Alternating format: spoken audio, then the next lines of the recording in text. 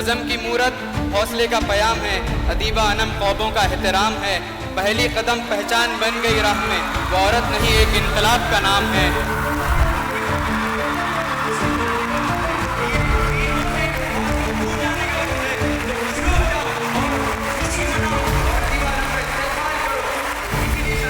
एक लड़की उर्दू मीडियम से आती है और वालिद हम्बल बैकग्राउंड ऑटो ड्राइविंग करते हैं और पूरे दुनिया को ये फैमिली मैसेज देती है कि कामयाबी किसी की जागीर नहीं है, शोहरत किसी की जागीर नहीं है, बुलंदी किसी की जागीर नहीं है। जो मेहनत करता है अल्लाह उसको बुलंदी पर ले जाता है। और ये लड़की ने मैसेज दिया है पूरे दुनिया को। पूरे मुल्क की बेटियों को ये मैसेज दूंगा कि ये हमारे लिए आन बान शान है। इनकी हिम्मत को लेकर आप लोग मेहनत कीजिए और कभी जो है पैसा रुकावट ना बने। तो पैसा कभी तरक्की में रुकावट नहीं होता, इन्होंने साबित कर दिया है। हर एक को ये जज्बे, ये जोश, ये वल्वले के साथ काम करना है। अल्लाह की ज़ात से बड़ी उम्मीद रखना है तो बेहिसाब देता है।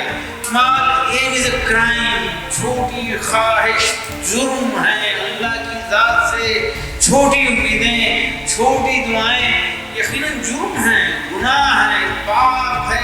बड़ी ख्वाहिश रखिए और हमारे सारे मुल्क अजीम महान देश भारत की तमाम बेटियों को मैं बताऊंगा कि ऐसी मेहनत कीजिए और सबके लिए खुशी का जरिया बनिए।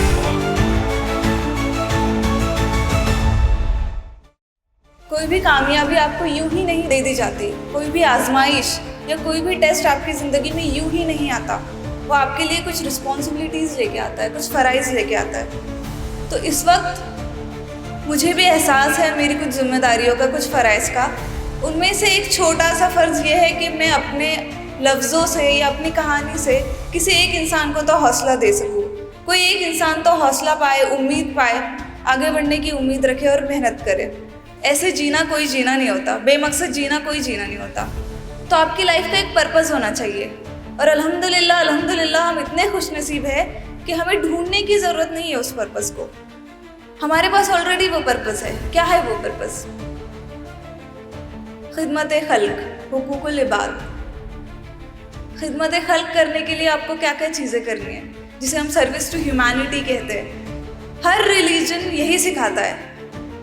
मैं कुछ गलत नहीं बोल रही हूँ ना? हर रिलीजन यही सिखाता है कि आपको इंसानों की खिदमत करनी है, मदद करनी है। Service to humanity, service to God, right? तो कैसे करोगे आप ये सब चीज़ें? आपको इंसाफ करना होगा, जस्टिस करना होगा, आपको कंपैशनेट रहना होगा, यानी रहमदिल रहना होगा, दूसरों का दर्द समझना होगा। ना सिर्फ समझना होगा, उसको दूर करने की कोशिश भी करनी होगी। आपको गरीबों की मदद करनी है, आपको मिस्कीनों की मदद करनी है, आपको मसावात या इक्वालिटी को कायम करना है। और फिर आपको इन सब चीज़ों में ये नहीं देखना है कि आप जिसकी मदद कर रहे हो या जिसको सर्व कर रहे हो वो किस रिलीजन का है, वो किस मज़हब का है, वो किस कास्ट का है, वो किस रीजन से आता है। आपको ये सारी चीज़ें नहीं देखनी है। अब ये सारी चीज़ें आप करोगे कैसे? इसके लिए आपको पढ़ाई करनी पड़ेगी।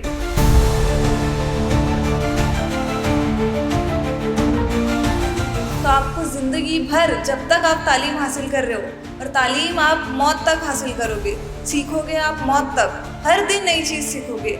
वही तो तालीम है ना, सीखना तालीम है। तो आपको हर वक्त ये एहसास होना चाहिए कि आप क्यों पढ़ाई कर रहे हो, आप कोई चीज़ सीख क्यों रहे हो।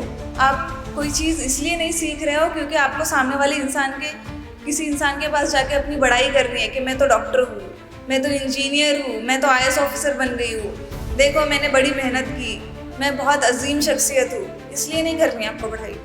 आपको पढ़ाई इसलिए करनी है ताकि आप अपने आसपास के लोगों की मदद कर सको, सोसाइटी में जितने लोग हैं सबकी मदद कर सको।